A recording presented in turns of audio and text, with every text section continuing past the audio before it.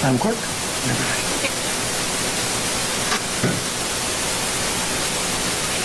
Dave Ketchner on behalf of the state. William J. for the state. Ma'am, good morning. Can you raise your right hand? Madam Clerk will swear you in. We swear or affirm that the testimony you give shall be the truth, the whole truth, and nothing but the truth, so help you God. Yes. All right, ma'am, good morning, rather. Could you state your full name and date of birth for the record for me? Sarah Boone, 10-10-7-7. Okay, we Had a hearing this Monday on August the 5th. The court had entered a scheduling order and notice of hearings. Ma'am, that was sent to you by way of mail. Did you receive that? I did yesterday. Okay, all right. I know that you had brought up concerns regarding mailing, and I just wanted to go through the historics with regard to the mailing. As you may recall, back on June 28th, we had a hearing where I granted Ms. Cushman's motion to withdraw and addressed your forfeiture, or alternatively, a waiver to counsel. You were hand-delivered a copy of that order. On May 25, we had a hearing and an order was entered and a notice of hearing was set. That order was hand-delivered to you. Thereafter, there was an order setting hearing that was entered on July 29. That letter, or that order rather, was sent to you at P.O. Box 9109, Seminole, Florida 33775, which is the Orange County Corrections Department mail address for general inmate mail. That was remedied the next day. On July 30th, a certificate of service was entered to the appropriate address, identifying you, your inmate number, FDC-B4, P.O. Box 4970, Orlando, Florida 32802, which is the address that you had placed in your motion and your notice. That certificate of service included the notice of filing of the memorandum from the Orange County Corrections Department, Security Operations, and there was also a certificate of service providing you the Justice Administrative Commission's response to motions seeking due process costs. The next mailings was a notice of mailing of documents by your former attorney, Patricia Cashman, which was the transcripts of depositions of Detectives Chelsea Copsell and Scott Lowen, which were taken on May 7th, 2024.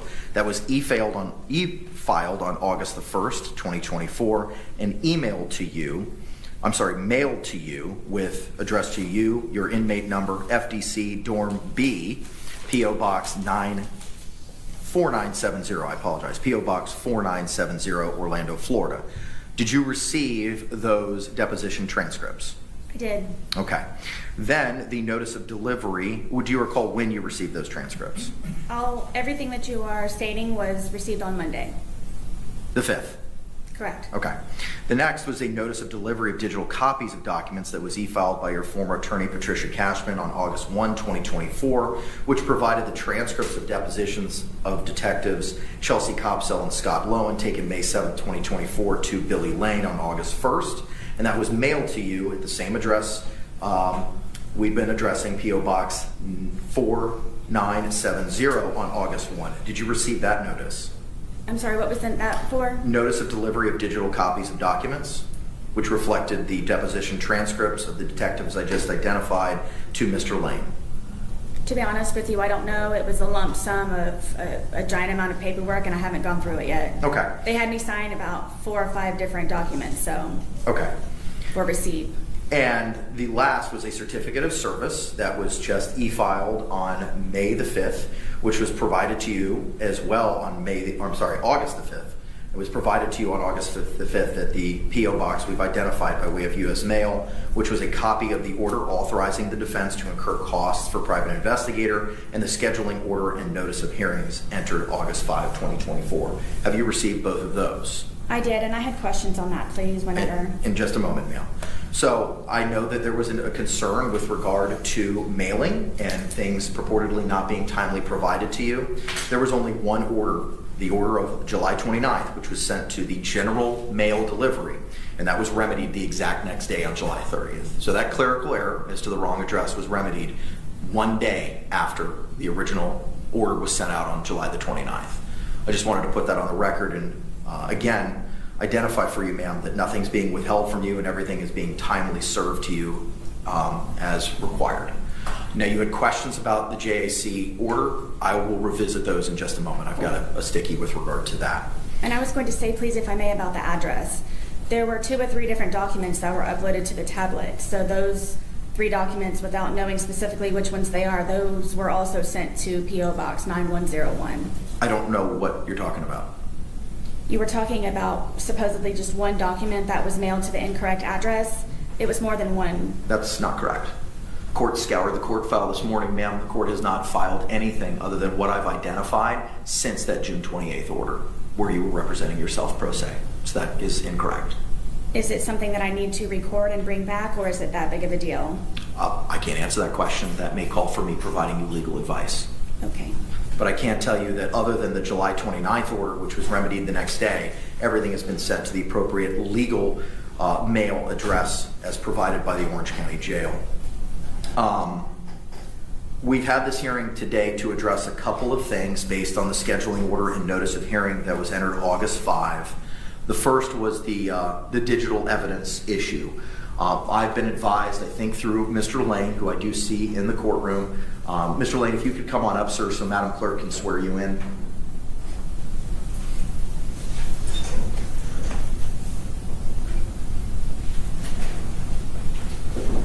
Do you swear or affirm the testimony you should give shall be the truth, the whole truth, and nothing but the truth, so help you God? I do. All right, Mr. Lane, good morning, sir. Can you state your full name and your affiliation with Prison Break Investigations, please? Billy Lane, Chief Investigator, owner of Prison Break Investigation. Okay. I understand part of the order from Monday was regarding the state's digital evidence. I understand that may have been provided on a USB drive to you, Mr. Lane. I want to hear from the state with regard to that first. So either Mr. J or Mr. Cacciatore. Yes, Your Honor. We have tendered to Mr. Lane a copy of the exhibit list with our expected items of evidence that will be received, along with expected witnesses that, to be called at the trial.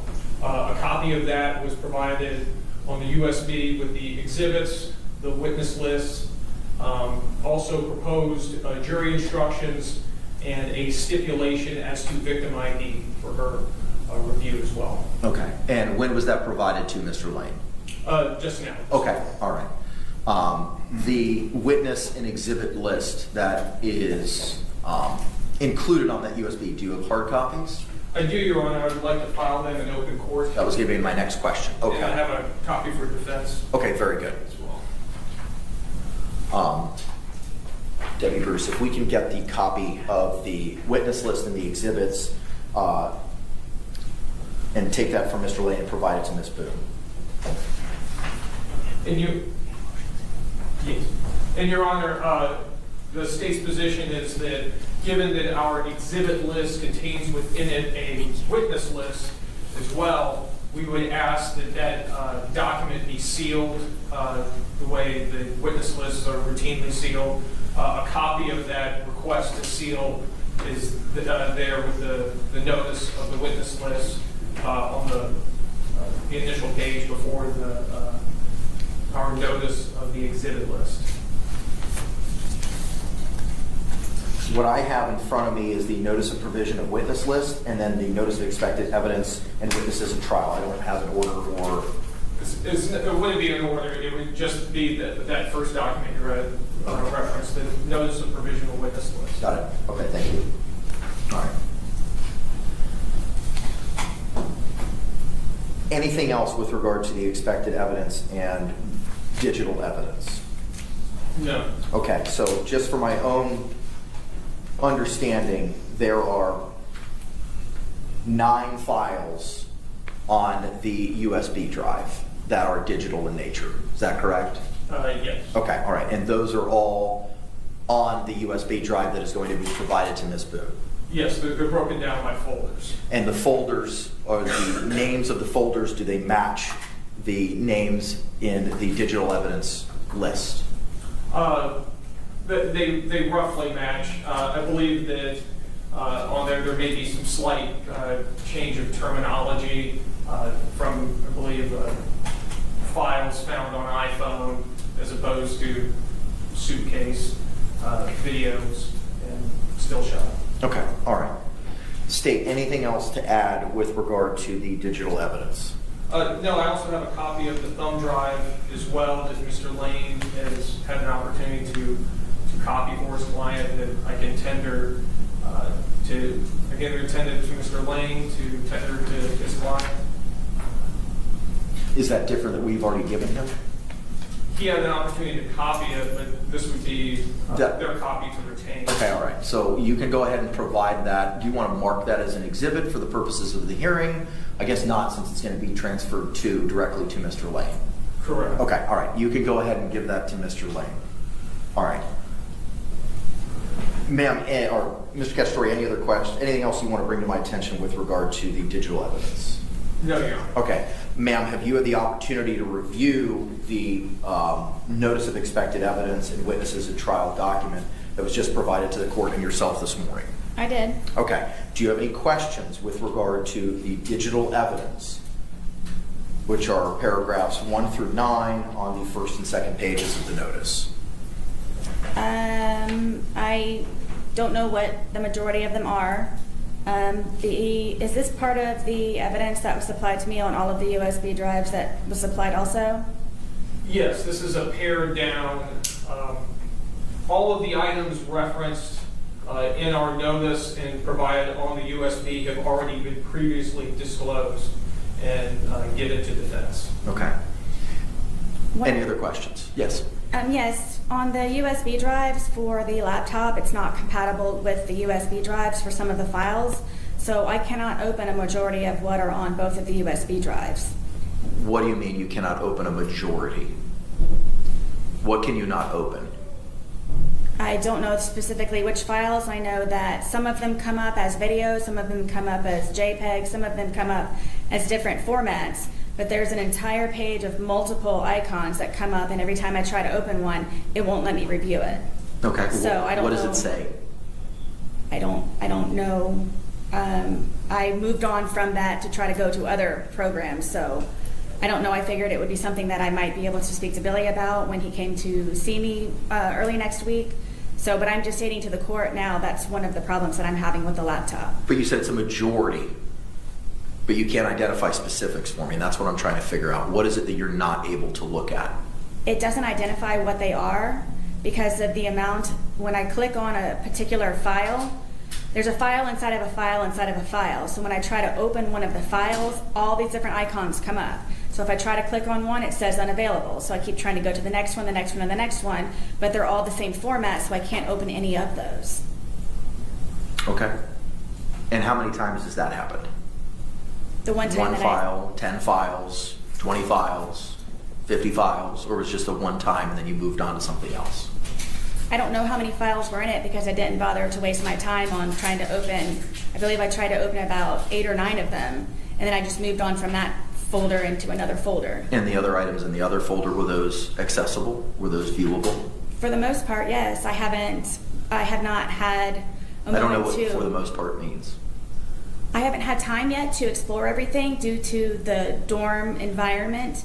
So as soon as in the amount of information, the vast amount of information that he has on there, I'm trying to figure out a way where I can sit in it. I have a letter to you that I wrote to the captain, a copy for you, so you know what I'm trying to work on in order for privacy to be had. So I haven't explored both USB drives to the fullest potential that I possibly can yet. Just from the moment that I have attempted to do so, the one problem I have had was with the one folder with many icons in it. I attempted to open about 8 or 9 of them, could not, so I moved on to whatever was next. Okay, all right. Dave? I could add to that everything that we have provided on this USB file, we have checked. It's all on standard formats. For instance, the public surveillance video that's referenced in our notice, we included both the original Publix files from there, and then we also had those files converted to VLC because they are easier to play in VLC. So if she clicks on that folder, she can click again on a subfolder, and she will find the VLC files for where the Publix video has been converted. So everything in there should be standard JPEG, VLC, and also believe an MP4 for some audio-only files. Okay, all right. Ma'am, do you have any other questions with regard to the digital information or digital evidence identified in the notice that the state's provided the court and yourself this morning? That was what was just handed to Mr. Lane. So, Mr. Lane, you and I would go over that when you and I meet. I will be meeting with you tomorrow. There is a concern that I will not be able to transfer this to Ms. Boone through the jail protocol. I have a remedy for that. With regard to, well, let me finish with the digital. Any other concerns, ma'am, as to the items identified in this notice? Until I'm able to open them and see them, no, I do not. Sure. Okay. State, anything else we need to talk about with regard to that issue? Not in regards to that issue. Okay, all right. So, Mr. Lane, I'm going to ask that you take possession of that jump drive that was tendered to you in court this morning, and you advise the court that you're going to be meeting with Ms. Boone tomorrow. Is that correct? About approximately what time are you going to be meeting with her, if you know? 9 a.m. Okay, all right. I have had the opportunity to have further conversations with Major Muhammad at the jail, including conversations regarding the physical documents. Ma'am, are you still requesting hard copies of the documents? I am. Okay. The jail has advised me that they've had conversations with you related to any other property or legal documents that you may need. Have you ever advised the jail that you have everything that you need and don't need anything else? No, one of the sergeants came and spoke to me yesterday, miscommunication of some sort, where I explained to her what I'm trying to do with purging my property and the property department so I can anticipate those discovery hard copies. Was that Tracy Hall? No, that was Hall. Her last name is Hall. So it was Hall, H-A-L-L, correct? Yes. Okay. But someone sent her to me to see me, so I just don't know who that was. Who was it you communicated with yesterday regarding your personal effects that may have been in a property locker? Miss Hall. Okay, all right, thank you. Do you know Miss Hall's first name? I don't know any of the officers. Okay, all right. So in conversations with Major Muhammad, they are going to be able to accommodate you having your paper copies. So Mr. Lane, I know that you took custody of those and have had them. So tomorrow, when you meet Ms. Boone at approximately 9 a.m., you will meet Mr. Muhammad as well. Well, let me ask this. Are you able to go to the jail today? I can, yes. Okay, so I know for a fact that Major Muhammad is available today, and he may be expecting you to arrive today. If you are able to provide to him the banker's boxes that were identified as A and B and that jump drive, and then provide the court with a notice as to when and what time and that to whom you gave it should be Major Muhammad, those items, so we can file it in the court file. And those will then be, the digital evidence will then be provided with the laptop in accordance with the protocol that we've gone over previously, and Major Muhammad will make sure that Ms. Boone has access to the hard copies. So after conferring, well, let me ask this. State, do you have any other position with regard to the motion that was set to be heard today, the defendant's motion regarding seeking for hard copies? No, Your Honor. Okay, so for the record then, that motion will be granted. The motion for defendant to lawfully receive, review, utilize the original hard copy discovery, 2 boxes A and B, submitted to the court by former attorneys on June 28, 2024 for preparation of trial in her criminal case. As ordered, Mr. Lane will deliver those to the jail today and seek to have them delivered to Major Malik Muhammad, along with the digital the USB drive with the digital evidence. Mr. Lane, the deposition transcripts of detectives Chelsea Copsall and Scott Lowen were purportedly sent to you on August 1st. Did you receive those from Ms. Cashman? Yes. Okay, were they a part of the two USB drives that we addressed on August 5. You had the smaller one, which was everything you digitized from the 2 boxes, and then you had the larger one of other materials that you had been given previously. No, but I do have a drive that I can put them on and make sure they get to the jail today. Okay, if you could make sure, sir, that when you drop off the other 2 things, digital copies, I know Ms. Boone has identified that she has the physical copies, but I'd like to give her digital copies just in case. State, do you have any questions with regard to the court's directive to Mr. Lane regarding the hard copies, depositions of the detectives, or the digital evidence the state may seek to admit in trial? No, Your Honor. All right. Ma'am, do you have any questions for Mr. Lane regarding those 3 items? No. Okay. Can Mr. Lane be released? Yes. Okay. If you want to, can he be released, ma'am? I guess I'll see you at 9. Okay. Sir, if you could endeavor to do that today, I would greatly appreciate it. Absolutely. All right. Thank you very much, sir. Thank you. All right. The next matter this morning is the defendant's motion for defendant's reasonable freedom and movement by allowing her to be unshackled, unhandcuffed, to function equally and comfortably while utilizing the courtroom that was hand-filed with the court on August 5, 2024. Court has had the opportunity to review that motion and the law regarding restraints. State, do you have any positions at this time with regard to the defense's motion? Your Honor, in speaking with courtroom security, we would oppose the motion, and we have Corporal Gavin Lowton available to supplement this court's knowledge on the issue. Okay. So, ma'am, we're going to have a hearing on your motion. The state will call the corporal. He will be inquired by the state as to some concerns that they may have, and you'll be given the opportunity to ask him questions or cross-examine him after the state's concluded asking any questions. Do you have any questions about that process? Is that today? That will be happening right now. Yes, ma'am. Okay. Do you have any questions about that process? I don't. Okay. All right. Let's go ahead and call your witness. State. State will call Gavin Lowton.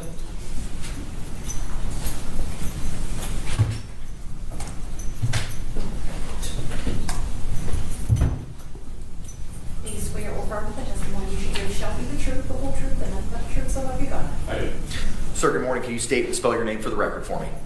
Gavin Alton, Gavin, Lwtan. All right. Thank you. State, you may proceed. Good morning, sir. Good morning. And what is it that you do for a living?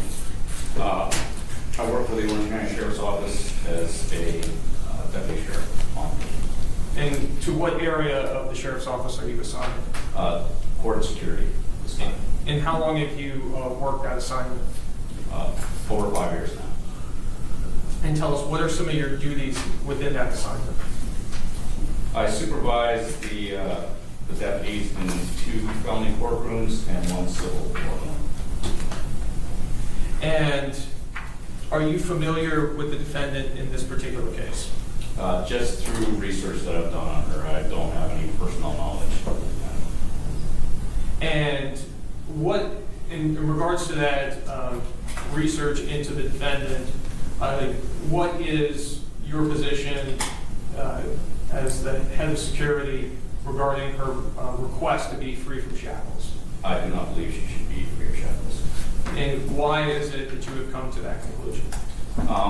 Based on her current charge of second-degree murder, she also has previous domestic arrest for battery by strangulation.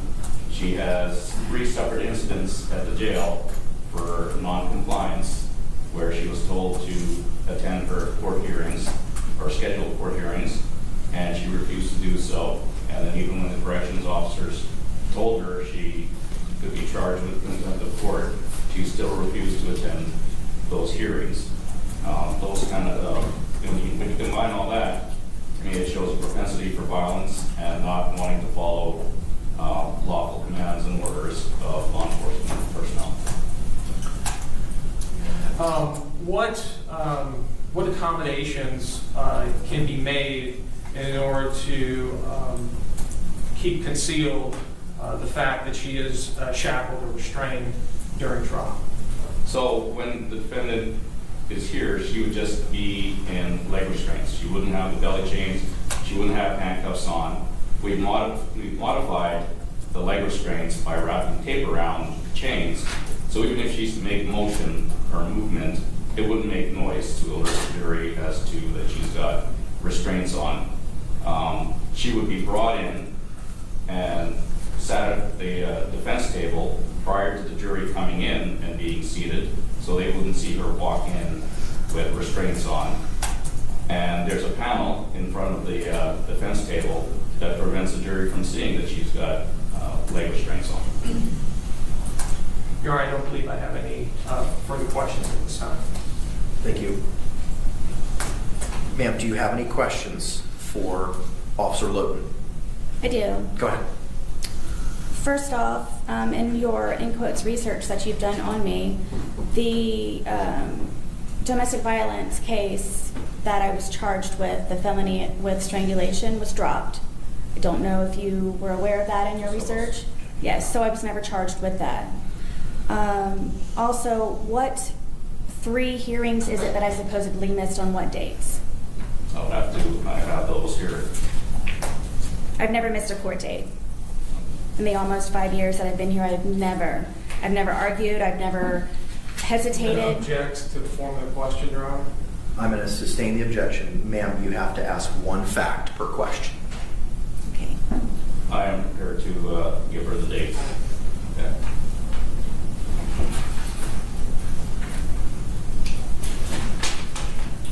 On September 15, 2023, that was one of the times you refused to attend. October 16, 2023, and January 28, 2021. And do you know what those were specifically for? For court attendance, wherever you were scheduled for that day. For a hearing or pretrial or withdrawal? I don't know. This is just information from the jail where the corrections officer said you refused to attend your hearings. So is that on record that I have supposedly refused these 3 dates to appear in At the court? jail, yes. Who is your contact, please? I've never missed a date. This is the database that I got this information from. Do you know when it was last updated? I do not. Okay, so do you know how I have never missed a court date to the present date? I don't know specifically what these 3 dates are for. In order for me to have supposedly denied going, do you know the name of the officers for I each do. one? You do? Yes. Please. For the September 15, 2023, it is corrections officer Portia Hines, Could you spell her last name, please? Hines. And you said the date was 9/15/23? Correct. Okay. And if you would like, I can read her comments in her report. Sure. At approximately midnight, I informed inmate Boone, Sarah, that she was scheduled to appear in court today. Inmate Boone stated she did not want to attend court. I advised her that her absence could result in being held in contempt of court. Inmate Boone stated she understood and continued in her decision to refuse. Corporal L. Cameron was notified. This report is being generated for informational purposes. But it doesn't say what it was that I supposedly refused. To attend court. It doesn't say specifically what your hearing is for. Okay?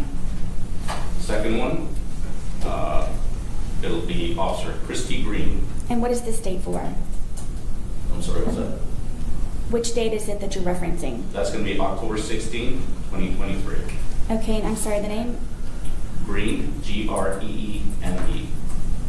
And what was the first initial, please? K. Greene. Yes. 10/16/23. Yes. Okay? And the third one is January 28, 2021. And the officer is Jasmine Scribner. Scribner. What are the comments, please, for Green? At approximately 0300 hours, I advised inmate Boone, Sarah, that she was on schedule to attend downtown court. Inmate Boone stated she did not want to attend court. I informed inmate Boone that if she fails to attend, she could be held in contempt of court. Inmate Boone acknowledged she understood and continued with the decision to refuse to attend court. Corporal Ward in the Booking and Release Center transport officer was notified. All proper notations were made in the IMS. Okay. And January 28th? Approximately 03:34 hours, inmate Boone Sarah was advised she has downtown court and to start getting ready. Inmate Boone stated she did not want to attend court.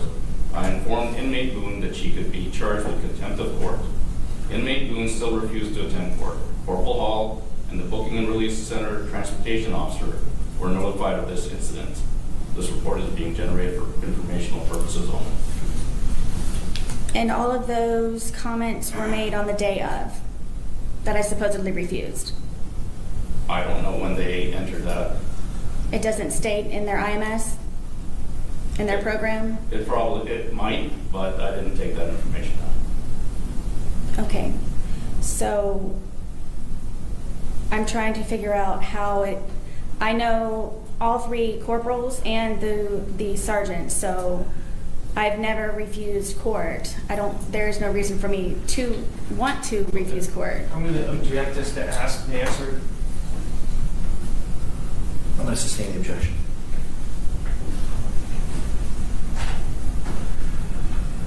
So the domestic violence, the original, was dropped. I was never charged with that. Object as to relevance, Your Honor. Overruled. You can answer the question, sir. Okay. It was dropped. You were charged and arrested.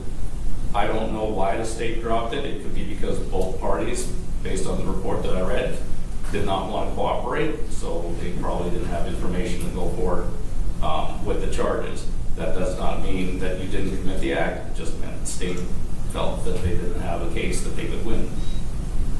What is your definition of probably did not cooperate? Was it a fact or you're just guessing? Your Honor, I'm going to object to the question. Objection sustained.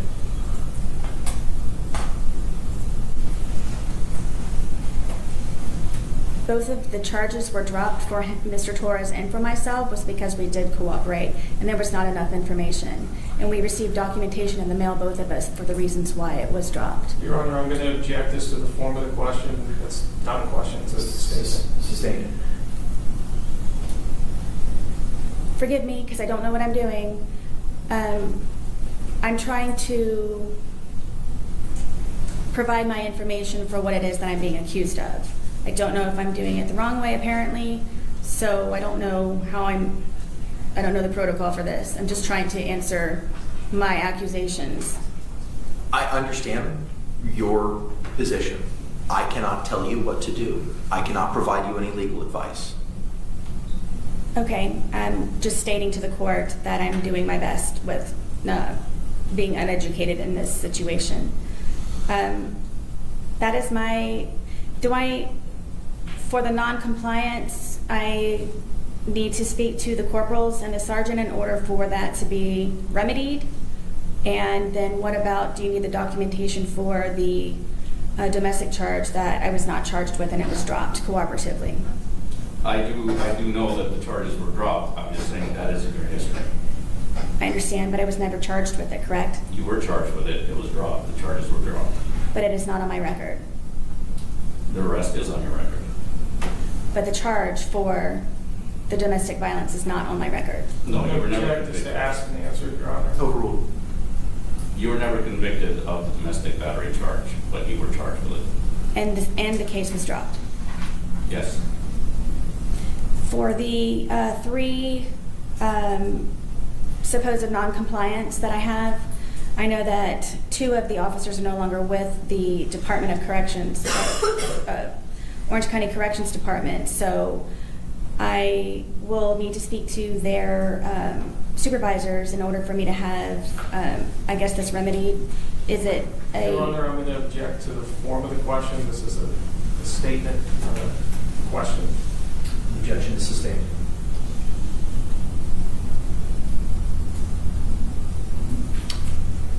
I guess I will provide information to you for the non-compliance occurrences that I'm being charged with. Your Honor, again, I'm going to object as to, that's not a question, it's a statement. The objection is sustained.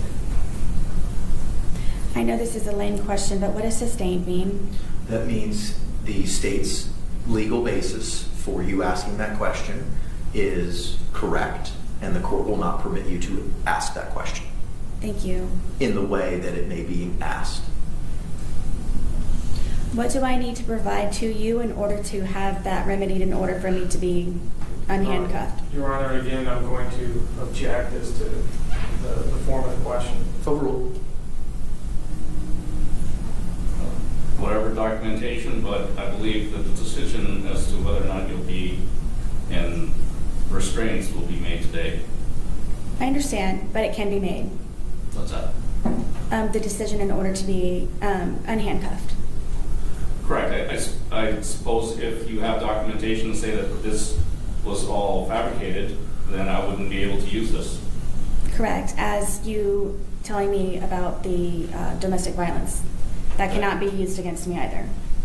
It is still part of your history. I can bring it up. Right, but just to clarify and conclude, I was not ever charged with that.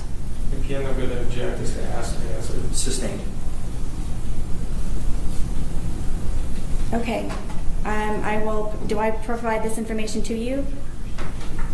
You can provide it to the state. Okay.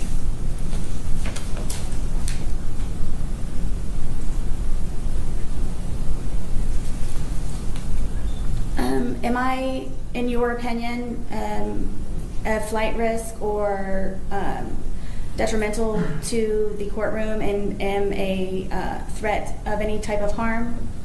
Based on what I've researched, I don't know you personally, but based on my research, I don't think it would be appropriate for you not to be in restraints. And then what was the year, please, for the charge that was dropped with the domestic violence?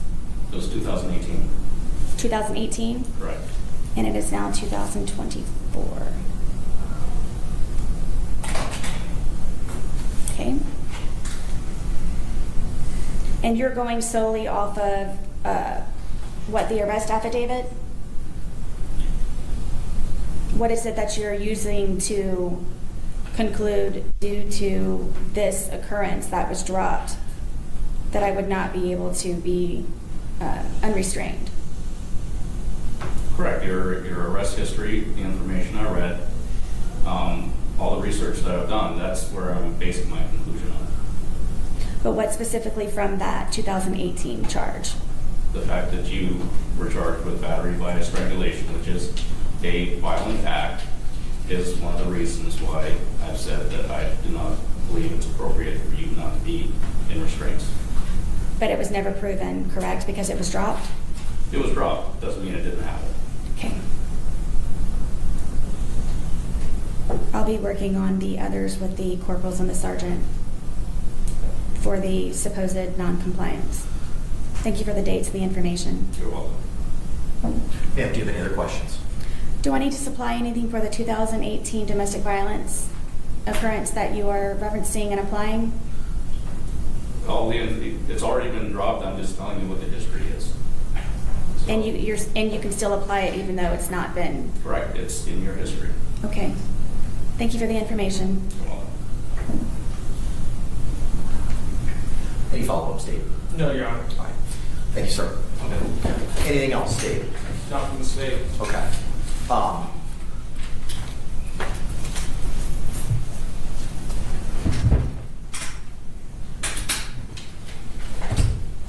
see Deputy Barnett here. Could you come up, sir?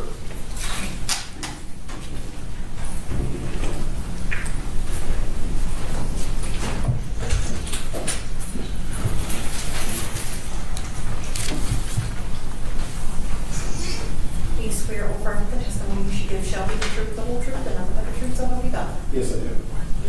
Sir, good afternoon, or good morning, rather. Could you state your full name and date of birth for the record for me? My name is Chad Barnett. And not your date of birth. Sorry. Could you spell your name for the record? C-H-A-D-B-A-R-N-E-T-T. And what are your duties and responsibilities here at the Orange County Courthouse? I'm a deputy sheriff at the Orange County Courthouse. I work in courtrooms, I supervise squads, and I'm also in charge of training inside the courthouse. Okay.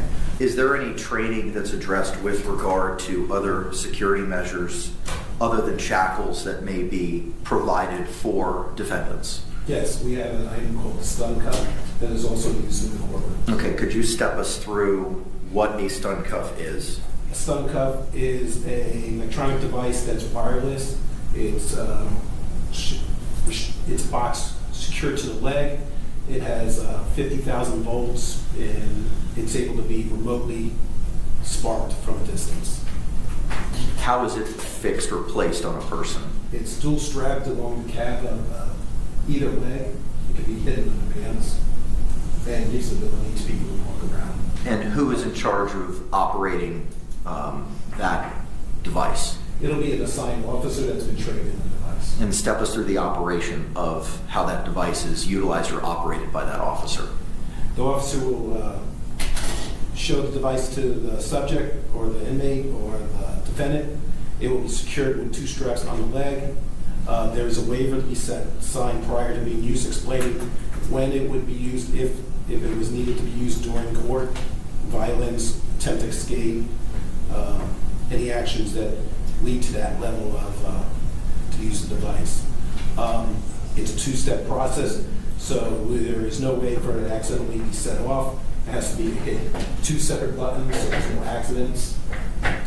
If it had to be used, it would cause a shock to the location on the calf, cause a great amount of pain, causing the defendant most likely to fall to the ground, and we could secure and take care of the situation after that. Are there any other protocols or standard operating procedures regarding the use of the stun belt, other than what you've already identified? Just to follow response to resistance policy. Okay, and can you explain the response to resistance policy? We have a level of response to resistance depending on what an individual does to what we would do. So if she was attempt to escape or fight, we would use it to match that level of resistance. What is the level of resistance whereby which the stun belt would be deployed or utilized?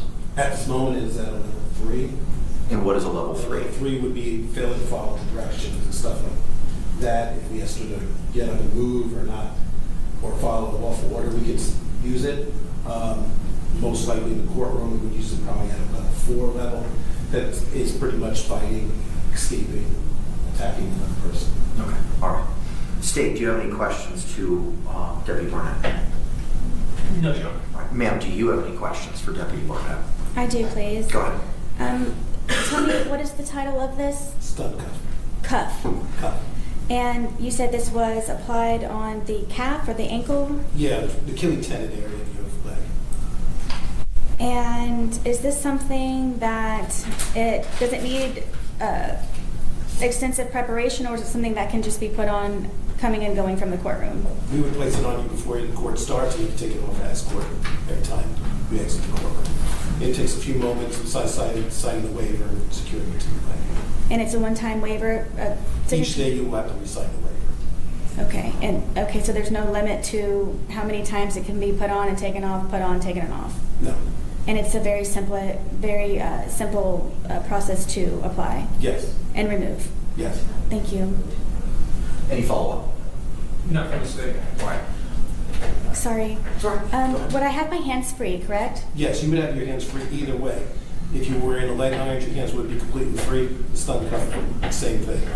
And then I would be able to walk? You would be able to walk with the stun cuff freely, yes. So hands free and able to walk? Yes. Thank you. Any other follow-up? State. No, Your Honor. All right. Can Mr. Barnett or Sergeant Barnett be released? Yes. Ma'am, can he be released? Yes, thank you. Thank you, sir. State, any argument, any further witnesses, evidence, or testimony with regard to the defendant's shackle motion? No, Your Honor. Ma'am, do you have any other things that you would like to tell the court with regard to your motion? I don't understand what Sergeant Burnett was that you all providing me an option? There is Florida Supreme Court case law addressing reasonable measures for movement by a defendant in the courtroom. So that is an option? Yes. Okay. Do I need to supply the information in regards to the supposed 3 non-compliance before that can actually be made an actual option? I cannot answer that question because that would be me providing you legal advice as to what you could, can, or should do, and I cannot do that. Would I be able to be unrestrained with that information? I think that would come down to the argument of yourself and from the state as to what the local court has to consider with regard to your requests and your motion and what the law is in the state of Florida.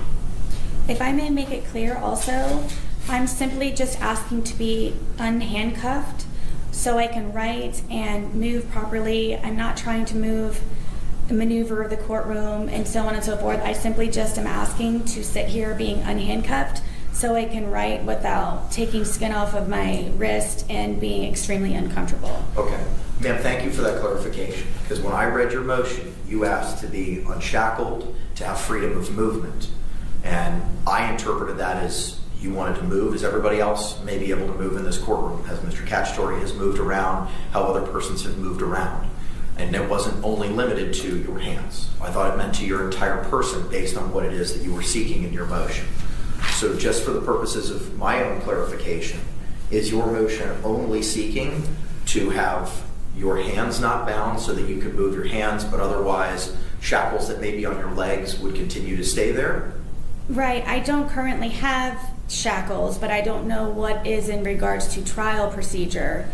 And in regards for you not having the clarification of me just wanting to be unhandcuffed, is it my responsibility, or I don't know if you can answer this, but you don't ask questions, which is what got me in this predicament from the get-go of having no counsel, because no questions were ever asked to me.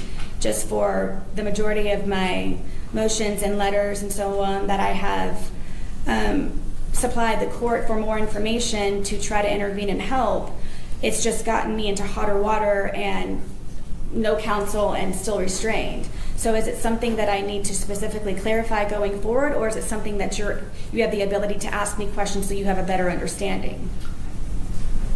Generally, I don't know that I can answer that question because it may call for me providing you legal advice. If I'm asking questions, it's because I'm trying to clarify things from my understanding. I cannot ask questions on your behalf. I cannot ask questions for you. I cannot assist you in any process, be it this hearing or at trial. Right. Yes, I understand. I wasn't asking for assistance. I was just trying to understand. By you not asking questions in regards to my motion about being unhandcuffed and unshackled simply meant just my handcuffs. Ma'am, I reviewed your motion to be unshackled, unhandcuffed, and allowed reasonable freedom to movement and functioning accordingly, equally, and comfortably while utilizing the courtroom. All normal movement of the defendant's hands is as a whole freely, properly, successfully accomplish any task that is needed.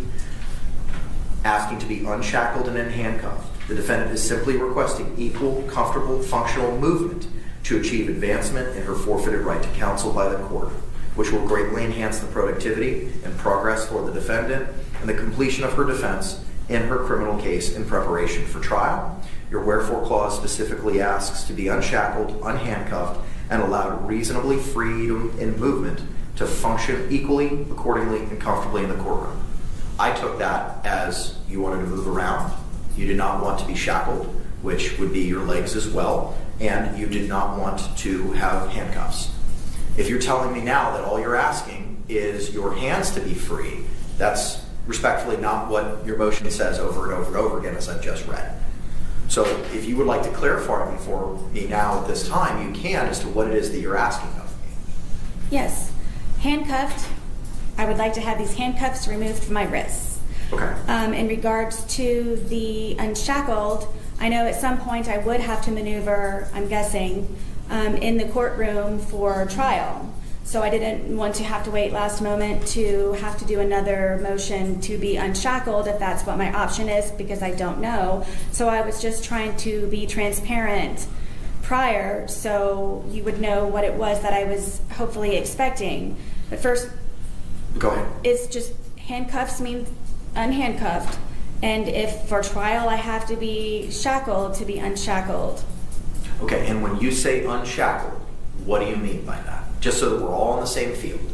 Shackled, as far as my understanding is from being shackled, means that I have this along with my waist, along with my ankles. So unhandcuffed is simply for the hands and the wrists, and then unshackled would be for my ankles and for the feet. And is that what you were seeking for trial purposes? I didn't know if I was going to be shackled or not, so that again, that was why I was trying to be transparent and up forward by doing so now, to make the court aware that that would be a request of mine at the time. Okay, all right. So you would be seeking to be unshackled, no leg restraints, no arm restraints at trial, right? Please, Okay. yes. Would you also be asking of the court to move around the courtroom when trial would take place? I'm not sure if this is considered legal advice, but I don't know. I know from seeing other trials, the state and the defense, they maneuver the courtroom in front of the jury, so on and so forth, and they hand things back and forth. I would have to have other movement other than me sitting here. So yes, I would have very limited, reasonable movement in the courtroom for trial, Okay. yes. Is there anything else, ma'am, that you would like to tell me with regard to what you were seeking in your motion, to be hands-free, for lack of a better word, during any hearings that we may have, and then to be hands-free, unshackled with your legs, and to have movement in the courtroom during the course of the trial? Is there anything else that you'd like to tell me about those requests? I don't know if you've been able to see my difficulty with just simply trying to take notes. Yes, very much I would like to be unhandcuffed, just to sit here and be in attendance of my hearings, conferences, whatever it is. For the trial, when the time comes for any limited movement that I would have, the stun cuff, I would sign the waiver now. Just whatever it is that I can do in order to enable myself to be able to have the same comfortable atmosphere and movement and equal opportunities just as everyone else. Okay, thank you. Anything else you'd like to tell me, ma'am? No, Your Honor. Okay. State any argument. Your Honor, you've heard the Sheriff's Office's position. They're in charge of courtroom security. They presented basically their position is she should not be unshackled, but you've also heard from Deputy Barnett, who explained the options that are available to the court. Our position is if you do not allow her freedom of movement with the stun cuff, then today is probably the best day to start talking about the logistics of how we're going to do this trial so it does not create the inference that she is an inmate. Does that mean the state will be sitting at counsel table to question witnesses? How are we going to go about getting back and forth to the clerk and to the witness to present exhibits if she is not going to be able to do the same with shackles? So we just want to bring everything to the court's attention so we can get it all settled today. I agree, which was the purpose of why we wanted to set it for today, to address all those circumstances and again, think ahead. Ma'am, do you have any closing remarks or arguments that you'd like to make to the court about your desires to be unhandcuffed, unshackled, and or utilize the stun cuff? I believe that it is unfair that you, number one, want me to represent myself, and then number two, you would like for me to represent myself while being handcuffed, to be able to progressively and actively participate properly in the same as others with just simply being able to write notes. At some point, I'm sure I will be bringing things with me to court that I need to reach for, to open, to pass normal functions in a body as a whole, with the same equal level as anyone in the courtroom would have in order for myself to be able to do the same and function fairly and appropriately. I don't know if this is legal advice or not, but in a trial, are you able to tell me, are defendants shackled? Or is this something that I don't even need to worry about because they're not even shackled? Typically, ma'am, the defendants have leg shackles that, as Deputy already identified, Deputy Lowton identified, they're wrapped so that they're muffled, so that they don't jingle jangle or bring any noise attention. And the privacy panel is located in front of defense counsel's table, would prohibit the jury from seeing those. Their hands are free, but the legs are in restraints. Thank you. Yes, I very much would like to be unhandcuffed just to simply take notes and function normally and equally, just for hearings and so on and so forth, which we have a lot scheduled futuristically. And then when trial comes about, either way with trial and or hearings, the stun cuff, I am readily awaiting for that to be an option and to apply as soon as possible. Whatever it is and however it is that I need to, just to at least just have these removed. Okay, got it. Any closing remarks, Mr. J? No, Aaron, just address all the concerns, which is the court's plan. Got it. All right, thank you very much. I think the Florida Supreme Court has given us the guidance specifically for a case just like this in Weaver versus State, 894 Southern 2nd, 178 by the Florida Supreme Court in 2004. In that case, there was a pro se defendant who was representing themselves who had been charged with first-degree murder, and there was no prior history of violent courtroom outbursts.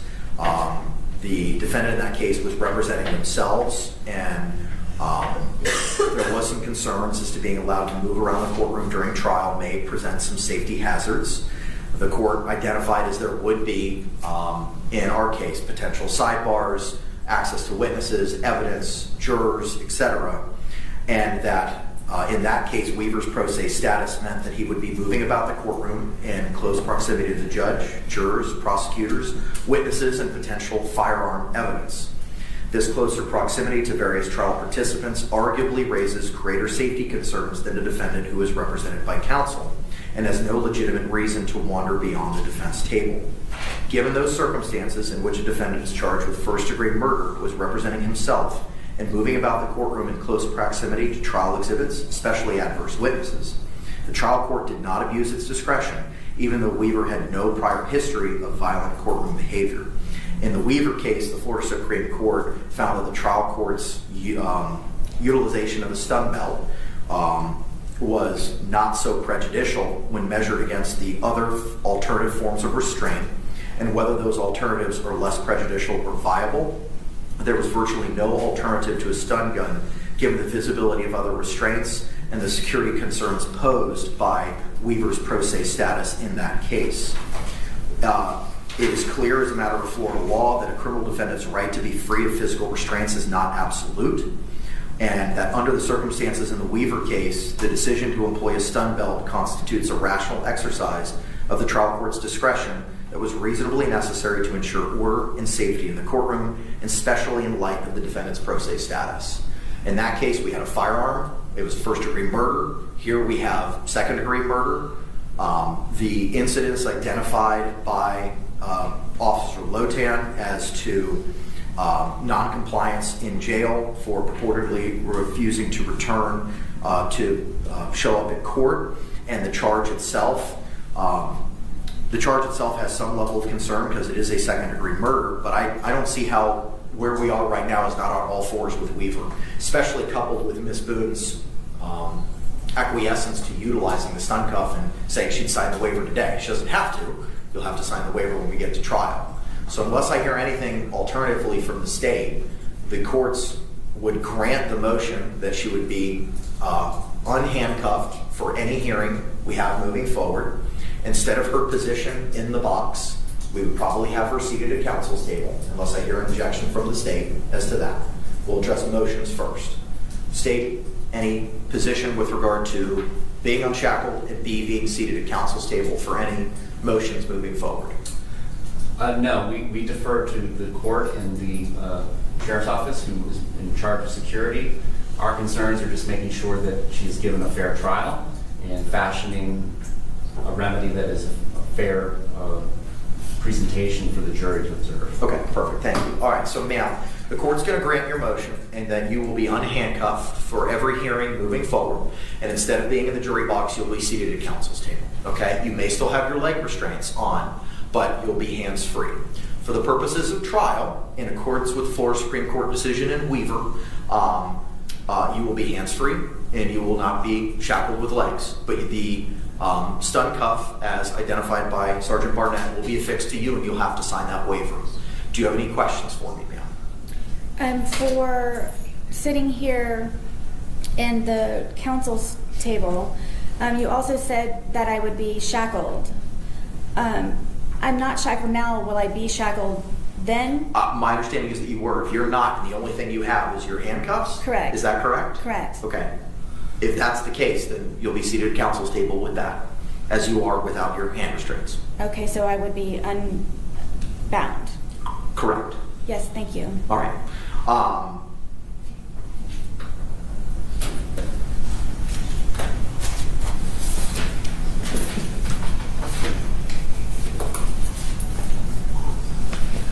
The other item I have on, yes, sir. I think the sheriff's office is looking for clarification, and I think I am too. Okay. I think the situation is because she has handcuffs on now, she doesn't have leg restraints, but for hearings, when her hands are unrestrained, her legs would be restrained. Okay, I'm getting a thumbs up from the deputy in the back that that's the case. Is that the standard operating procedure, That is Deputy correct. Logan? Okay, so ma'am, so I'll clarify my order. For the purposes of any hearings, you'll be hands-free, but you will have leg restraints. Yes. That's not going to affect any fairness or impartiality because it's just you and me and the state, and no jurors will see that. Yes, sir. Also, Judge, when she's being transported from the jail, she is going to be fully handcuffed with the belly chains and all that. We can take those off In when advance. she gets up here. Yeah, I understand that. I'm just worried about the fairness here in the courtroom, especially when we bring in a jury panel. Okay. And for the purposes of trial, ma'am, you'll have no leg restraints, no hand restraints, your hands free, legs free, but you will have the stun cuff affixed to your leg. And as identified by Sergeant Barnett, you're going to have to sign that waiver every day, okay? Of course, and if I may, if anyone knows, the stun cuff, does it go over clothing or does it have to It just... is under your clothing, as Sergeant Barnett identified. I have a representative from the Public Defender's Office who I've asked to be here. She's going to have a conversation with you, ma'am, after our hearing, so she can facilitate clothing for you, including pants that would prohibit the jury from viewing that device on your legs. Yes. Okay? Thank you. All right. Does that clarify for you, State? Yes, I just saw them and I thought that I saw the confusion based on my experience of how it's done. Okay. We cleared it up. Thank you. Now, ma'am, that doesn't mean that you're going to be able to wander wherever you want in the courtroom. There's going to be spots where you're going to be able to go to. You're not going to be able to walk all the way up to witnesses. You're not going to be able to walk everywhere that you want. There's going to be places that you're going to have to go to. When we get closer to trial, we'll address the box, for lack of a better word, for where you'd be able to go and not go, and I'm going to give the same limitations to the state, okay? I understand. All right? Are you okay with addressing that later, Counselor? Yeah, I mean, what I would envision is if she needs an exhibit brought to witness, I have no problem getting up and doing that for her. I was going to, either you could do it or I was going to have the deputies do it. So, ma'am, I envision that because you're going to be able to move about freely and our jurors are not going to know that you have any restraints on you and they're not going to be able to see the stun cuff, you can conduct any questions or statements or arguments from where you would like to be in the courtroom, either at counsel's table or at the podium here for you. If you need to approach a witness or you need to provide evidence to someone, I'm going to ask you and the state to both provide that information or that document to one of the deputies, and they'll be able to approach the witness for you, okay? Thank you. All right. Do you have any questions about the court's ruling or the procedures for you having movement throughout the courtroom during the course of our trial? No, I understand, and you said that it would be clarified greater once we get closer to that date. But I would like to ask, please, when the time does come for any exhibits or anything to be handed to jurors, yourself, or anyone in the courtroom, is it an option for the state or a deputy, or is it specifically whoever's the closest and can do it faster? So what I'm going to do, ma'am, is I have spoken with the sheriff's office. I'm going to endeavor to have additional security in the office or in the courtroom so that there will be a deputy for basically your disposal be seated closer to you so that if you have a document that you want to bring to a witness's attention or ask them questions about it, you can hand it to that dedicated deputy for you, ma'am. Yes, that is my preference, please. Thank you. That's what I'm endeavoring to try to do for you. Yes, thank you. Okay. Any other questions about the ruling? No, sir. Okay, so your motion is granted for the reasons stated on the record. Thank you. State, anything to clarify? No, Your Honor. Thank Okay. you. All right, the last issue that I had on my list this morning was the scheduling order and notice of hearings that the court entered on August 5. required the jail to provide the every Monday at 9 a.m. commencing August 12, 2024, a representative from the Orange County Jail shall email to my judicial assistant, email provided in the order, all notebook entries from IMS from the prior week, Monday through Sunday, for every issuance of the laptop and USB device is issued to the defendant. I'm simply changing that to close of business from 9 a.m. to close of business at 5 p.m. And that order will be hand delivered to Ms. Boone and e-filed to the state today. Okay. Is there anything else, state, that we need to address? No, Your Honor. Okay. Ma'am, is there anything else that you'd like to bring to my attention? Yes, please. Yes, ma'am. In regards to the status report, you were just speaking about regarding them providing me with the laptop each day. What is your definition of entries? The protocol, ma'am, that was read to you, that you were given a hard copy of Monday and was also mailed to you on, I believe, the 30th, at the appropriate P.O. box for legal mail. The protocol identifies entries that are in the information management system at the jail for when the laptop is released to you and then returned. Okay, so it's simply just an entry by the officer stating that they gave it to me and it was returned. I'm making that assumption. I'm just relying on what is in the protocol.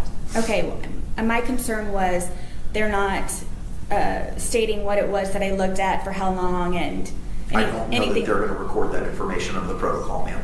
It's Okay. just simply when it's checked out and returned under the protocol. Yes, thank you for that clarification. And then also for the notice of the expected evidence and witnesses at the trial, we didn't discuss the physical evidence, and I know that that was something pending in regards to the media being. The physical evidence, we're set to review that here in court on September 3rd at 9 o'clock in the morning, and that was identified in the order from the 5th, ma'am, which you said that you got a copy of through the mail. That's in paragraph 5. The state's physical evidence will be reviewed with the state and the defendant on September 3, 2024 at 9 a.m. in courtroom 12A, Orange County Courthouse, and then the address of the courthouse. So the physical evidence will be reviewed at that point in time. Yes, Your Honor, I understand. My question though was, are you still trying to decide or research having the media here in the Yes, courtroom? ma'am. I've pulled the case law on it. I need to review that case law to see if an evidentiary hearing is required. I know that we have a hearing that we had set for August 14th, which was to address a couple of other issues, specifically your motion to receive the hard copy documents. We no longer need that hearing on August 14th at 1:30 because the jail has confirmed that they have space and Mr. Lane's taking care of that today.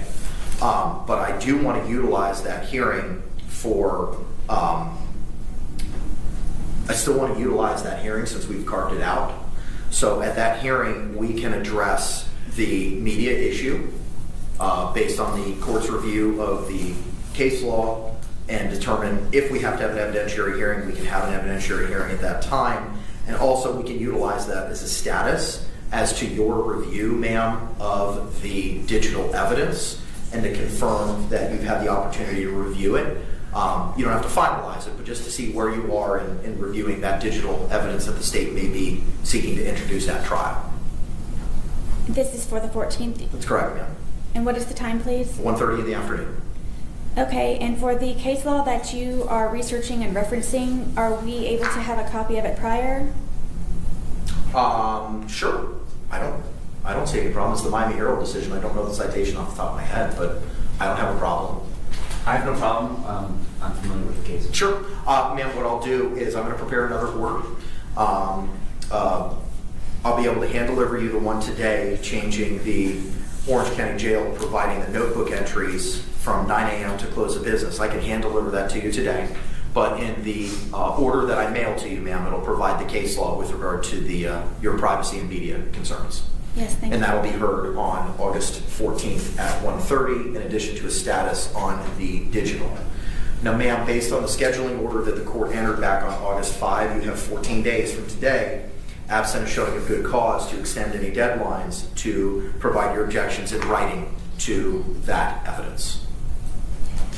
Forgive me, Objections for the The evidence from digital the evidence. state The digital evidence only. of the 2 USB drives from Mr. Lane. Oh, no, ma'am. The USB drive that Mr. Lane's going to be providing to the jail today that has those 9 items Oh, yes. as identified in this notice of expected evidence that you were provided today. 14 days, and I have to write objections. That is correct. So your objections to the digital discovery will be due no later than August 23rd. And I will put this all in order for you as well, ma'am. Thank you.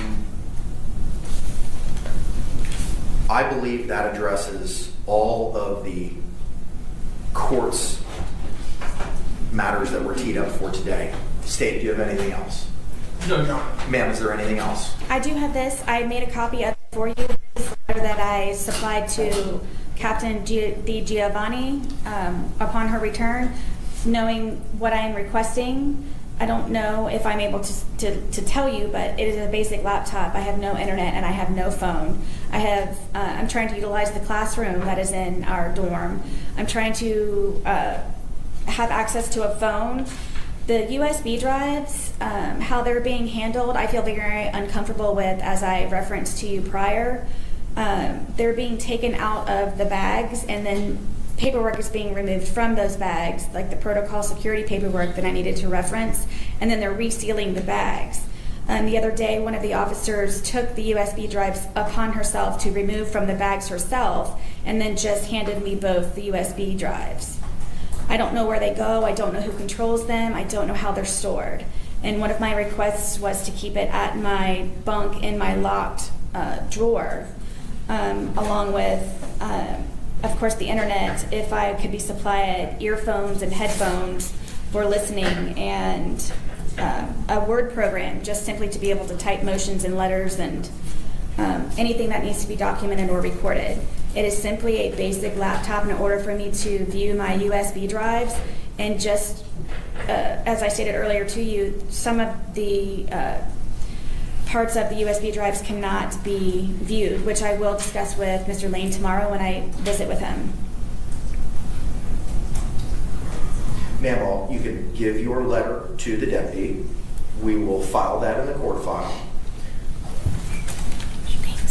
Part of the reason we had set the August 14th hearing on your motion for the hard copy discovery was that Captain Di Giovanni was returning on August the 12th from a vacation, and we were endeavoring to have a representative from the jail or herself be here for that hearing. So in addition to a status as to your review of the digital evidence, a hearing on the media request, or prevent media from being at the September 3rd discovery viewing hearing, will address your concerns as identified in this letter, and have a representative from the jail, be it Captain Di Giovanni or someone else, here to address those concerns. Thank you. And if I may say one last thing, please, in regards to the media being a part of my discovery hearing, I am highly opposed to it. What are you highly opposed to? That is, I know that I have a lot of my case details that are already online. For me to be recorded, inspecting and testing and photographing, I believe that is my business only, and one bit of privacy that I should be able to maintain, especially being in the courtroom doing so. You're talking about the September 3rd evidence hearing, right? For the media? Correct. Correct. Okay. Again, ma'am, we're going to have that hearing on the 14th. Thank you. Okay. All right. Any other questions, ma'am? No. Okay. I will see you all on August 14th at 1:30. Oh, thank you. Ma'am, as the attorney from the Justice Administration Commission had identified, he has provided the court via email the pro se packet. I have a hard copy for you, and I'm going to have Ms. Barrios also send you a copy by way of the mail. It was already mailed? Okay, we're going to mail you a copy as well, ma'am. Today, I'm going to give this to the deputy to provide to you. This is the pro se packet that the JAC attorney made reference to on our hearing on August 5. Yes, thank you. And then also, the public defender's office, you said, would be meeting me downstairs? They're going to be meeting you momentarily. Be that right here or downstairs, I'm not sure. But they will be meeting you to discuss that. Okay, thank you, Ms. Click. All right, any other questions stated? No, Your Honor. Any other questions, ma'am? No, Your Honor. All right, we'll see you on August 14th at 1:30. We'll return Ms. Boone to the Orange County Jail. Thank you.